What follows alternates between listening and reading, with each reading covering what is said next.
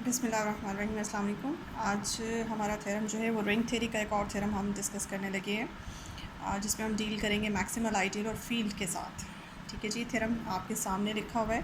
Theorem की statement है, let R be a commutative ring with unity, then an ideal M of R is maximal ideal if and only if R by M is a field.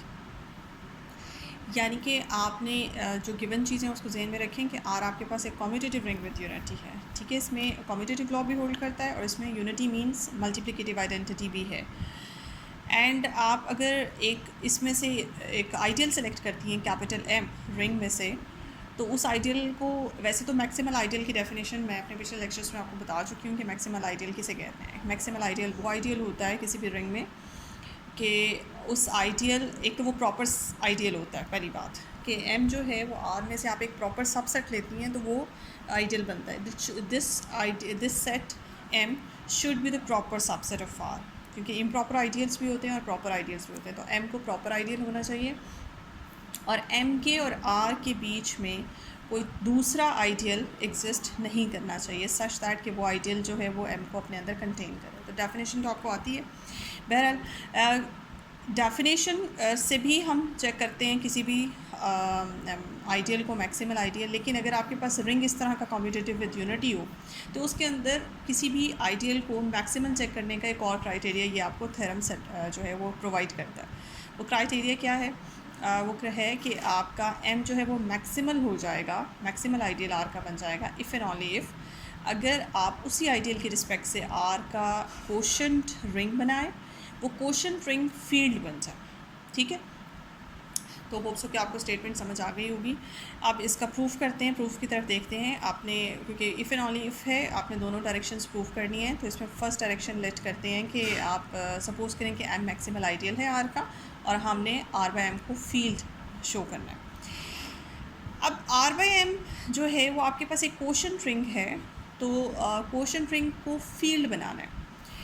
देखिए, इसको field तक पहुंचने के लिए field ring तो ये already है, इसके अंदर रिंग की 8 प्रॉपर्टीज़ तो 8 कंडीशंस जो हैं या 8 प्रॉपर्टीज़ जो हैं वो सेटिस्फाई होती हैं। अब इसको रिंग फील्ड तक पहुंचने के लिए फ़र्दर 3 कंडीशंस की और ज़रूरत है कि अगर आपका ये कोशेंट रिंग जो है फ़र्दर ये वाली 3 कंडीशन सेटिस्फाई कर दे तो ये रिंग जो है, ये रिंग नहीं रहेगा बल्कि ये फील्ड बन जाएगा। कोशेंट रिंग से फील्ड तक पहुँच जाएंगे हम। वो 3 कंडीशंस कौन सी हैं कि आर बाई एम के अंदर मल्टीप्लिकेटिव आइडेंटिटी अगर हो जाए, यानी कि यूनिटी आ जाए। दूसरी कंडीशन है आर बाय एम एक कम्यूटेटिव रिंग हो जाए।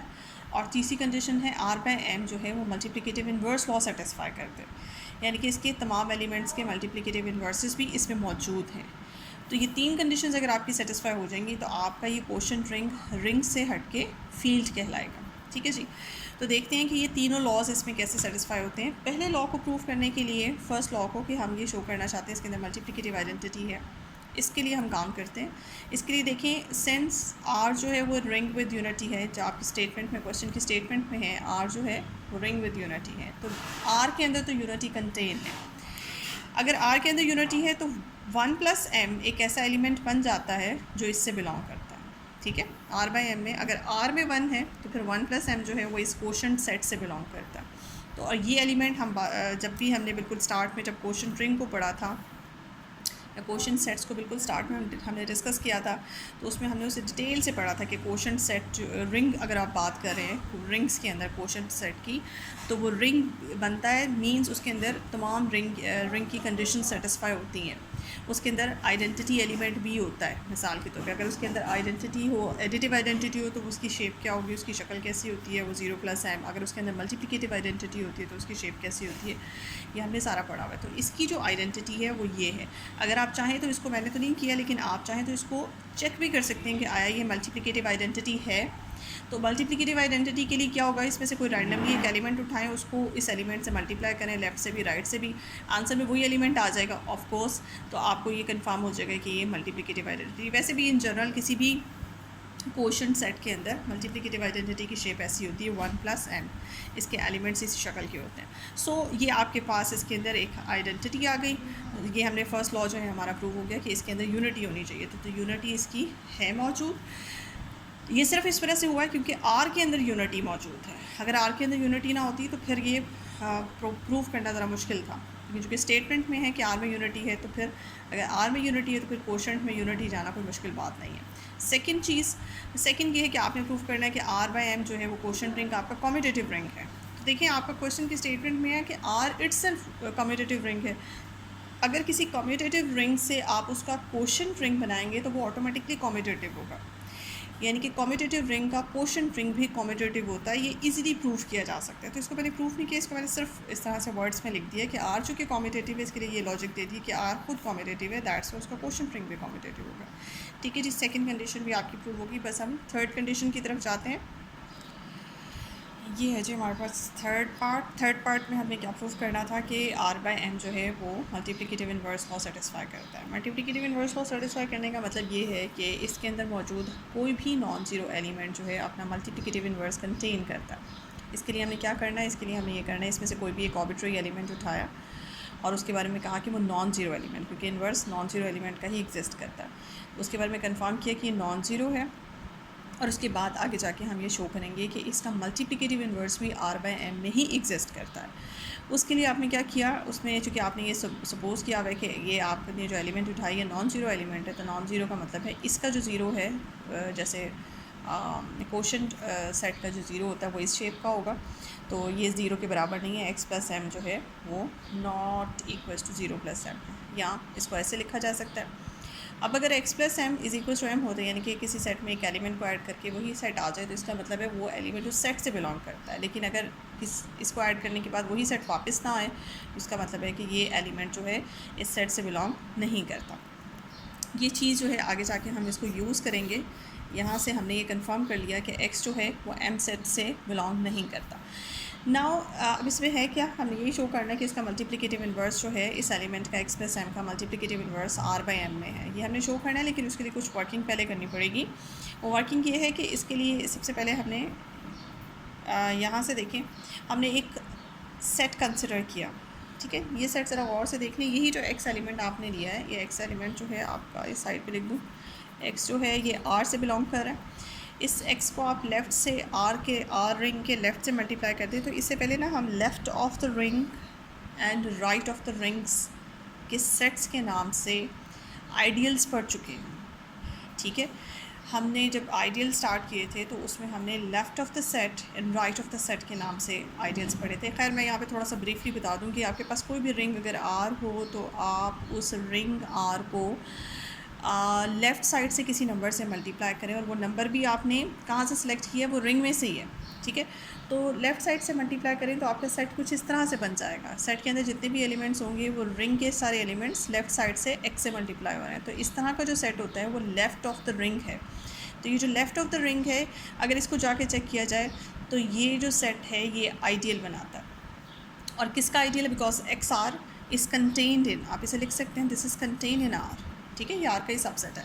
तो एक ऐसा सबसेट बनाया that is called the left of the ring. तो आप इसको जाके अगर चेक करेंगे तो ये लेफ़्ट ऑफ द रिंग जो है ये आपके आर का आइडियल है। ठीक है, इसको इजीली यहाँ मैंने लिखा हुआ इजीली वेरीफाई किया जा सकता है, लेकिन अगर आपको तसल्ली नहीं होती है आप इसे जाके, क्योंकि समटाइम्स पॉसिबल नहीं होता, आपका थ्योरम इटसेल्फ इतना लंबा है तो उसमें पॉसिबल नहीं होता कि हर चीज़ को हम प्रूव करके दिखाएं। ये चूँकि एक रिज़ल्ट है, ये हम पहले प्रूव कर चुके हैं इसको, इसलिए इस रिज़ल्ट को, स्टैंडर्ड रिज़ल्ट को मैं यहाँ इस्तेमाल कर रही हूँ कि ये जो है आइडियल है। अच्छा जी, ये आइडियल है आपका आर का, और एक आइडियल आपके पास एम की फॉर्म का पड़ा हुआ है।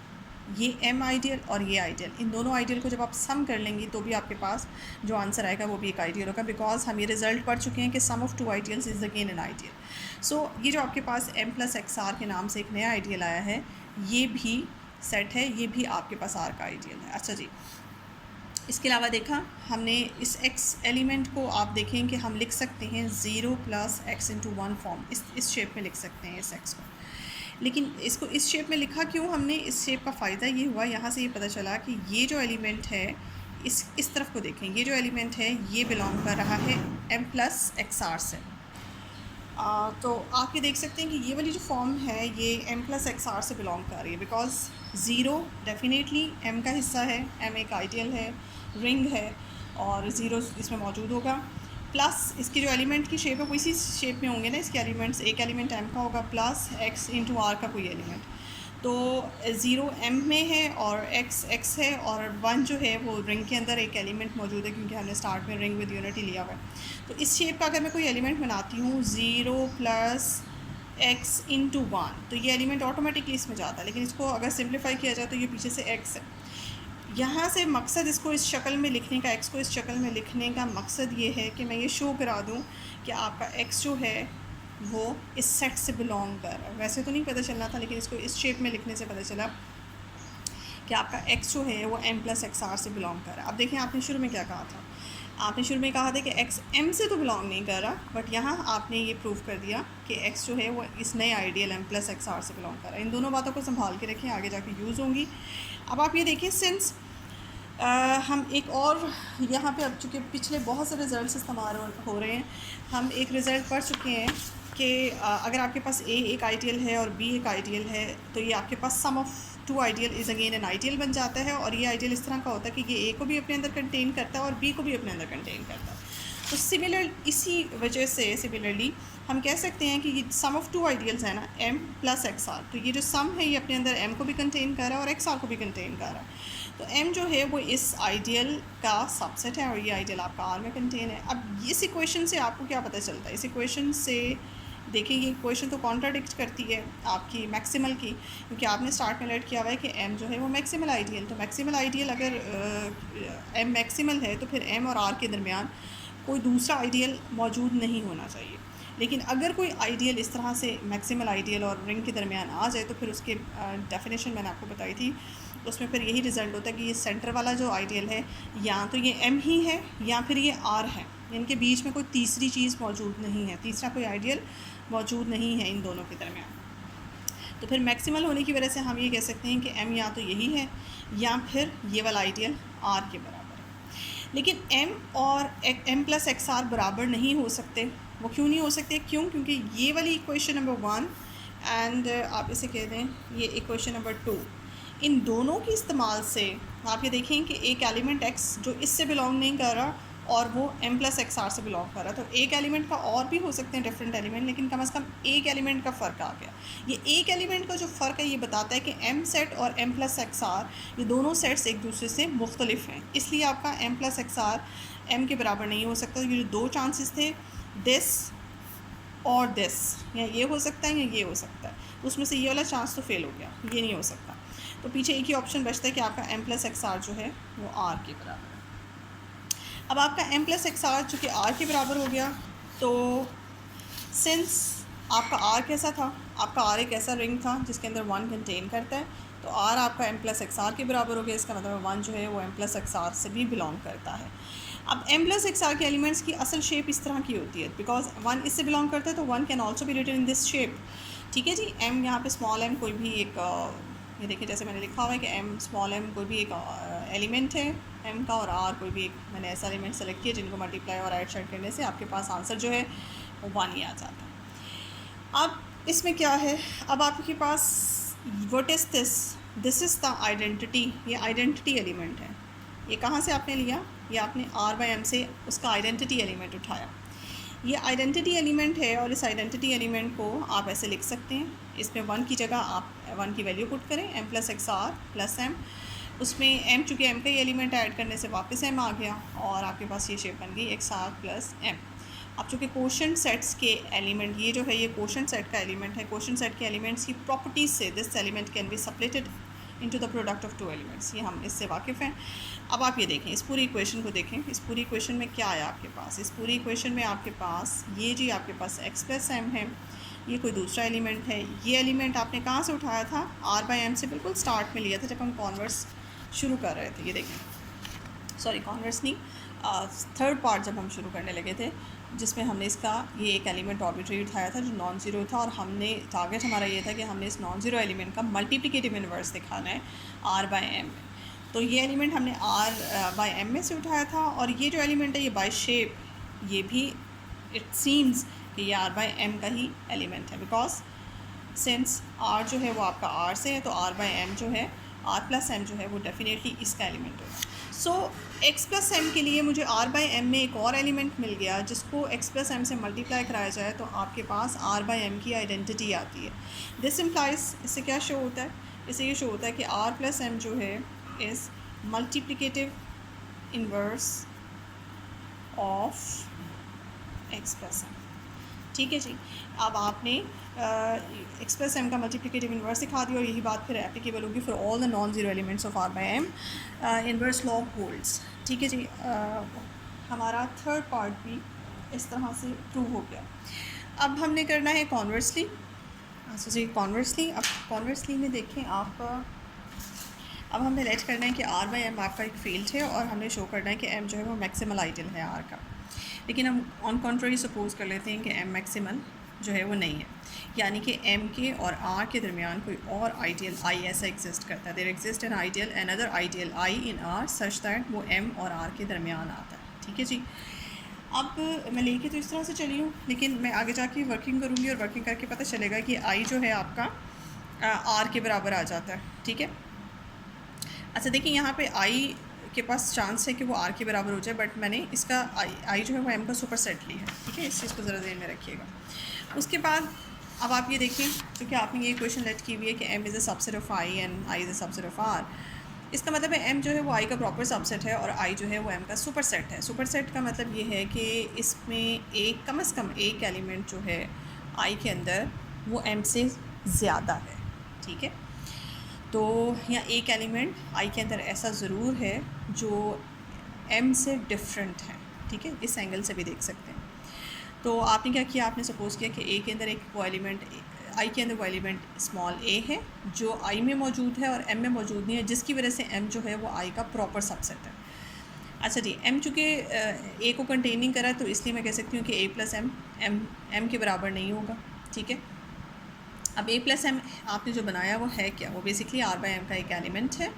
ठीक है, तो और साथ ही यहाँ से is not equals to M या is not equals to zero plus M से ये चीज़ कंफर्म होगी कि ये जो एलिमेंट आपने बनाया है आर बाई एम का, ये एक नॉन ज़ीरो एलिमेंट आपने बनाया है। जैसे कि यहाँ से पता है this is not equals to zero, जैसे कि नॉन ज़ीरो एलिमेंट है आपने बनाया। अब आपने चूँकि कहा कि ये नॉन ज़ीरो एलिमेंट आपके आर बाई एम का, आर बाई एम एक फील्ड है, फील्ड की वजह से इसका कोई ना कोई मल्टीप्लिकेटिव इन्वर्स भी आर बाई एम में एग्जिस्ट करेगा।